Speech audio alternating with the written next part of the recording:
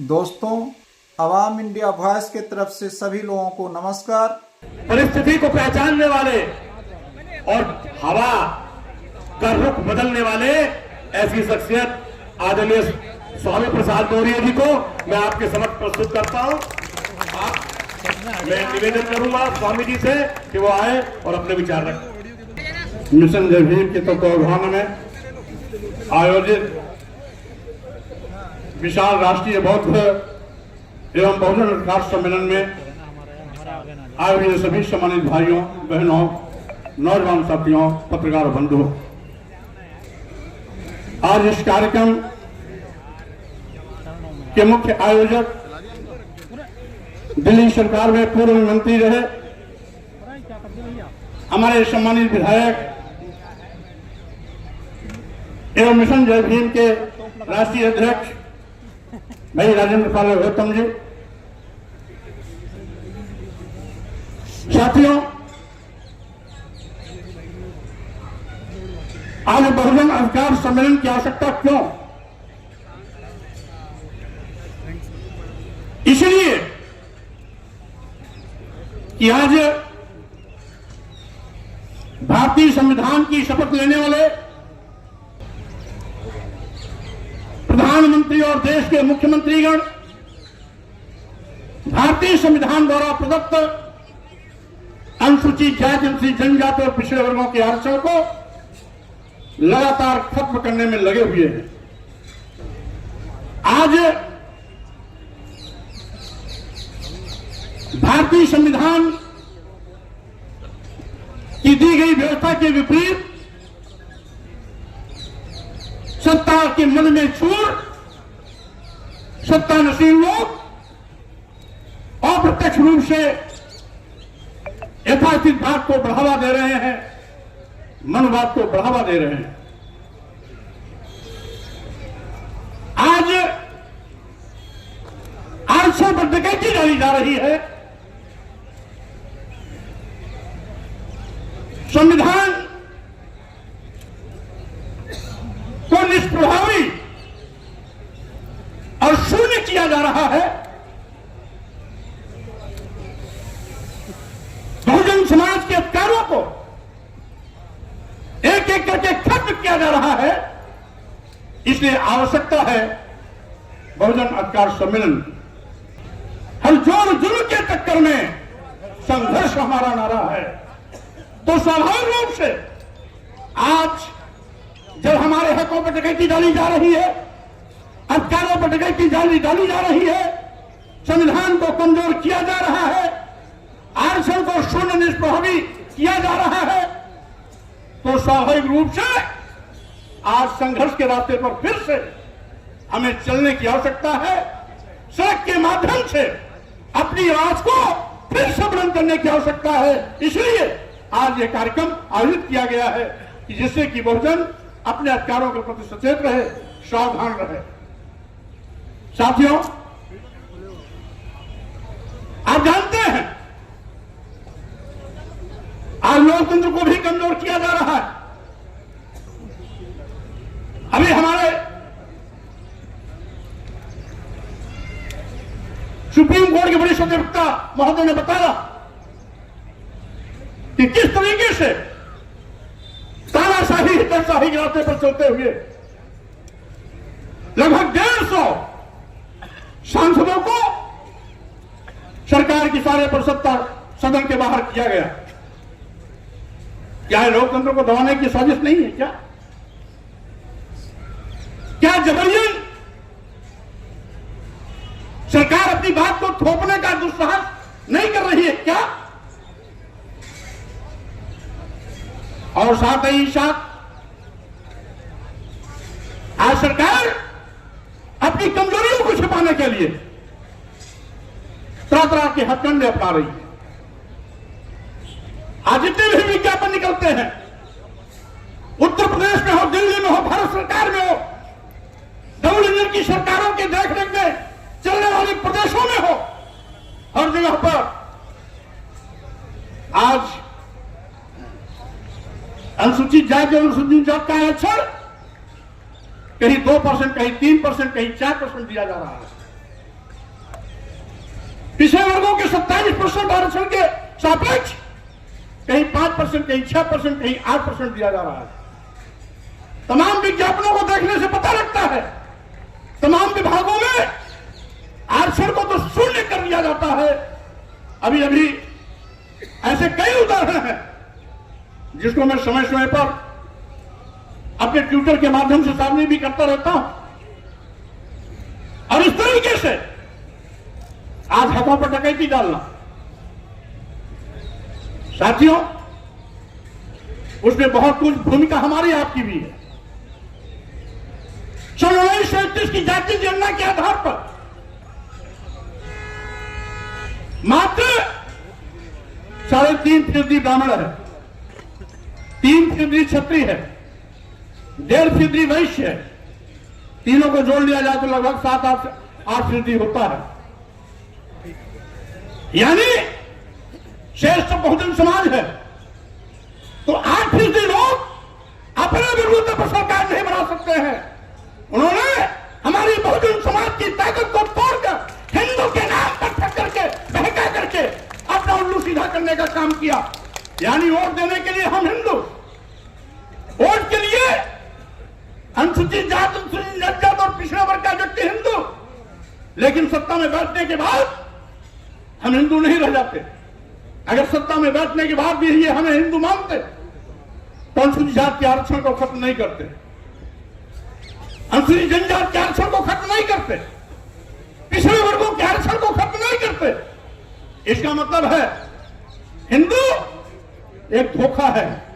और वैसे भी 1995 में माननीय सर्वोच्च न्यायालय ने अपने आदेश में कहा था हिंदू कोई धर्म नहीं, ये लोगों के जीवन जीने की एक शैली है। यही नहीं, जो सबसे बड़े धर्म के ठेकेदार बनते हैं, आरएसएस के प्रमुख मोहन भागवत जी ने भी कहा है, एक नहीं 2 बार कहा, हिंदू धर्म नाम का कोई धर्म नहीं है, बल्कि इन लोगों के जीवन जीने की एक कला है। देश के माननीय प्रधानमंत्री जी ने भी कहा, माननीय मोदी ने भी कहा, हिंदू धर्म धर्म नहीं है। और अभी 1-2 महीने पहले माननीय गडकरी जी ने भी कहा, एक मीडिया कॉन्क्लेव में कहा। लेकिन इन लोगों के कहने से किसी की भावना आहत नहीं होती है। अगर स्वामी प्रसाद मौर्य कह देते हैं हिंदू धर्म धर्म नहीं है बल्कि एक धोखा है, और जिसे हम हिंदू धर्म कहते हैं वो कुछ लोगों के लिए धंधा है। जब हम कहते हैं कि ये कुछ लोगों के लिए धंधा है तब पूरे देश में भूचाल मच जाता है। लेकिन वही चीज अगर मोहन भागवत जी कहते हैं, माननीय प्रधानमंत्री नरेंद्र मोदी जी कहते हैं, माननीय गडकरी जी कहते हैं, तो किसी की भी भावना आहत नहीं होती। अगर वही चीज स्वामी प्रसाद मौर्य कह देते हैं तो लोगों की भावना इतनी कमजोर होती है कि उनकी भावनाएं आहत हो जाती है। क्या विडंबना है। माननीय सर्वोच्च न्यायालय ने 1995 में कहा तो किसी भी धर्माचार्य ने कोई टिप्पणी नहीं की, लेकिन अगर वही चीज स्वामी प्रसाद मौर्य के मुंह से निकल जाती है तो पूरे देश में एफआईआर की छड़ी लग जाती है। क्या विडंबना है। आखिर हम क्या कहते हैं? हम तो वही कहते हैं जो भारतीय संविधान कहता है। अनुच्छेद 14 में सब में स्पष्ट है कि वर्ण, धर्म, वर्ण, जाति, लिंग, जन्म स्थान के आधार पर किसी के साथ कोई भेदभाव नहीं किया जा सकता। अगर भेदभाव नहीं किया जा सकता तो सत्ता में बैठे हुए लोग आज खुल्ला हमारे साथ सतला व्यवहार क्यों कर रहे हैं? भारतीय संविधान द्वारा दिया गया अधिकार छीनने का पाप क्यों कर रहे हैं? आरक्षण खत्म क्यों कर रहे हैं? संविधान को निष्प्रभावित क्यों कर रहे हैं? लोकतंत्र को खत्म करने का दुस्साहस क्यों कर रहे हैं? और यही नहीं, ये तो देश को बेचने का भी पाप कर रहे हैं। साथियों, आज सही मायने में जब से डबल इंजन की सरकार वाले आए हैं सरकारी नौकरियां गायब हो गई। आज देश के नौजवान बेरोजगारी का दंड झेल रहे हैं। करोड़ों नौजवानों को आज बेरोजगारी का सामना करना पड़ रहा है। उनके सामने रोटी का संकट है, उनके सामने पेट की रोटी की भूख है। अभी पार्लियामेंट में जो घटनाक्रम घटित हुई वो भाजपा के सांसद के पर्ची पर ही उनकी प्रवेश हुई थी, लेकिन उसके बावजूद भी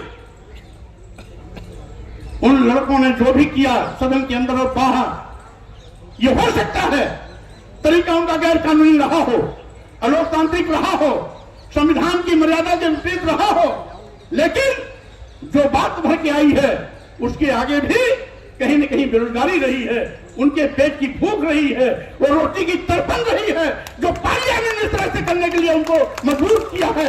और इसीलिए मैं कहना चाहता हूं, आज ये हकीकत है कि आज देश का करोड़ों नौजवान बेरोजगारी के नाते दुखी है, पीड़ित है, रोटी की भूख से बिलबिला रहा है। मरता क्या न करता, जब आदमी रोटी के लिए अंतिम सांसें लेता रहता है तो उसे कानून नहीं दिखाई पड़ता है, उसे आदर्श नहीं दिखाई पड़ता है। और इसीलिए मैं कहना चाहता हूं साथियों, आज ये तस्वीर है पूरे देश की। आज जिन विभागों में नौजवानों को सरकारी नौकरियां मिलनी चाहिए, जिन विभागों में नौजवानों को सरकारी नौकरी मिलने की उम्मीदें थी कि आज नहीं तो कल यहां हमें सरकारी नौकरी मिल सकती है, उन विभागों को यह सरकार बेचने का पाप कर रही है। देश के सारे बंदरगाह बेच दिया गया, एयरपोर्ट बेच दिया गया, एयर इंडिया बेच दिया गया, सारे रेलवे स्टेशन बेच दिए गए, कई दर्जन ट्रेन अपने चहेतों को दे दिया गया। LIC जैसी बड़ी संस्था जिसमें लाखों लाख लोग काम करते हैं, उसको भी अदानी के हवाले कर दिया गया। क्यों? क्या रिश्ता है देश के सत्ता सीट पर बैठे हुए लोगों का और अदानी का, अंबानी का क्या रिश्ता है? मैं कहना चाहता हूं, क्या करोड़ों करोड़ों नौजवानों की भूख, उनकी बेरोजगारी अदानी और अंबानी के सामने क्या कोई महत्व नहीं रखती क्या? यही नहीं, अभी हमारे कुछ वक्ता साथी कह रहे थे, तो सरकारी विभाग न रहेगा बांस न बजेगी बांसुरी, न रहेगा बांस न बजेगी बांसुरी, न रहेगा सरकारी विभाग, न मिलेगी नौजवानों को सरकारी नौकरी। इसलिए इसी तर्क पर इन्होंने तो अभी बेचने का नमूना पेश किया है। अगर ये ज्यादा दिन तक रह गए तो बारी बारी सभी विभाग उद्योगपतियों के हवाले हो जाएंगे, हमेशा हमेशा नौजवान हाथ मलता रह जाएगा, सरकारी नौकरी कभी नसीब होने वाली नहीं रहेगी। इससे सावधान हो जाना। यह केवल अनुसूचित जात, अनुसूचित जनजात और पिछड़े वर्गों के ही सम्मान सम्मान की बात नहीं, उनके हक हकूक अधिकार की बात नहीं, बल्कि सामान्य वर्ग के भी देश के उन नौजवानों के सामने बेरोजगारी की संकट खड़े होने जा रही है, उनके लिए भी आगाह करने की यह चेतावनी है। जो कुछ भी हो रहा है, समय रहते देश का नौजवान नहीं जगेगा तो स्वाभाविक रूप से खामियाजा उसका कल आने वाले दिनों में इन नौजवानों को भी उठाना पड़ेगा। मैं कहना चाहता हूं, किसानों की दुहाई देने वाले, किसानों को दुगना लाभ देने का वादा करने वाले लोग किसानों को दुगना लाभ प्राप्त नहीं दिला पाए। अलबत्ते जब जब किसानों के खेत में उत्पाद पैदा होता है तो क्या सरकारी क्रय नदारद हो जाते हैं। किसानों को अपना उपज बिचौलियों के माध्यम से बेचना पड़ता है, औने पौने दामों में उनको अपनी घर गृहस्थी, घर परिवार की रोजी रोटी, बेटे बेटी की पढ़ाई, डॉक्टरी के लिए उनको पैसे की आवश्यकता होती है, तो मजबूरी में उनका अपना उत्पाद बेचना पड़ता है। आज उत्तर प्रदेश व देश बड़े पैमाने पर अराजकता का माहौल है। किसान अपने हक के लिए लड़ता है, हजारों लोगों को जान देनी पड़ी, तब जाकर के किसान विरोधी जो किसान बिल आ रहा था, सरकार उसको वापस ली। संघर्ष में ताकत है। अगर किसान बिल वापस हो सकता है तो जो भी सरकार गलत काम कर रहे हैं, अगर आप सड़क पर निकलेंगे तो इनको वापस कदम हटाना पड़ेगा, इनको गलत निर्णय वापस लेना पड़ेगा। यह किसानों ने साबित कर दिया कि जो लोकतंत्र में सबसे बड़ी ताकत है, हमारा संघ, हमारा संगठन, हमारी भीड़, ये लोग की भीड़, लोकतंत्र की जो भीड़ है, इसमें बड़ी ताकत है, इसमें बड़ी ताकत है। भारतीय संविधान के माध्यम से जो लोकतंत्र को बाबा साहब डॉक्टर अम्बेडकर ने हमारी व्यवस्था के रूप में हमें दिया है, वो हमारी ताकत है।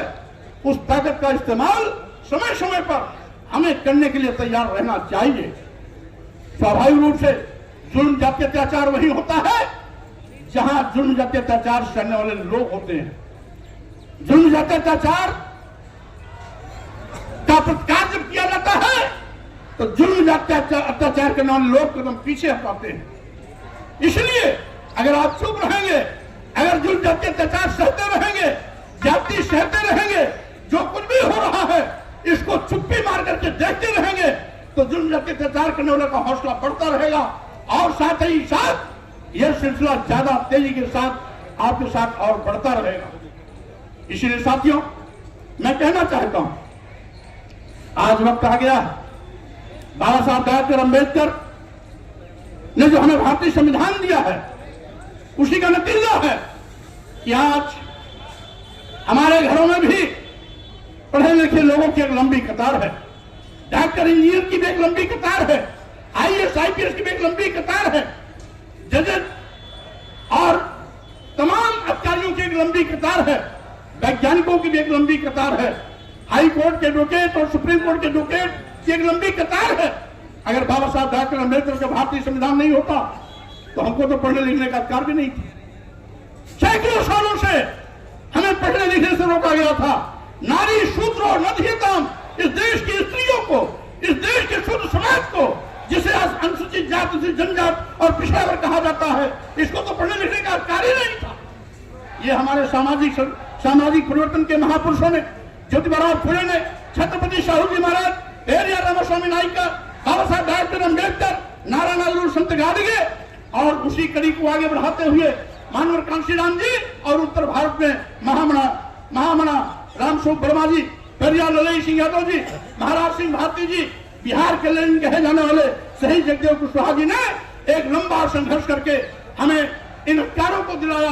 और जब बाबा साहब डॉक्टर अम्बेडकर को संविधान बनाने का मौका मिला तो इन सारे अधिकारों को मौलिक अधिकार के रूप में तब्दील करते हुए हमें परमानेंट हमारे सम्मान स्वाभिमान का न केवल परचम लहराना बल्कि अधिकार दे करके हमें धन भक्ति शिक्षा सम्मान से जोड़ने का भी काम किया। और जिसका नतीजा है आज बहुजन समाज आज बड़े पैमाने पर अपने सम्मान और स्वाभिमान के लिए आगे बढ़ने में सक्षम हुआ है। और इसी बहुजन समाज में बड़े पैमाने पर doctor, engineer, professor, advocate, IAS IPS जजेज आप तमाम बड़ी संख्या में पैदा हुए हैं। तो ये कमाल बाबा साहब डॉक्टर अम्बेडकर के भारतीय संविधान का है। इसलिए हम अपने महापुरुषों की विरासत को, महापुरुषों की स्थाति को, महापुरुषों के संघर्ष को, महापुरुषों के त्याग को हम कभी भी इस पर पानी नहीं फैलने देंगे। उनके सपनों के साथ जो भी कुठाराघात करेगा हम उसका डट करके मुकाबला हर मौके पर करने का काम करेंगे। हम ऐसे मौके पर धन्यवाद देना चाहते हैं भाई राजेंद्र गौतम जी को, जिन्होंने मिशन जय भीम के माध्यम से लगातार इस अभियान को आगे बढ़ाने का काम कर रहे हैं।